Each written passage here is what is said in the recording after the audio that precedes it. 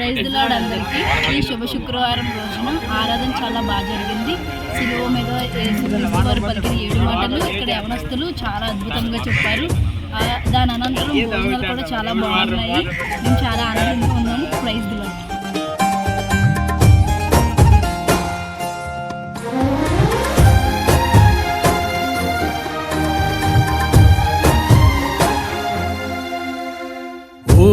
కందని ప్రేమలోన భావమే నీవు, హృదయమందు పరవశించు గానమే నీవు, మనసు నిండిన రమ్యమైన గమ్యమే నీవు, మరపురాని కలల సౌధం గురుతులే నీవు, ఎడబాయలేనన్నా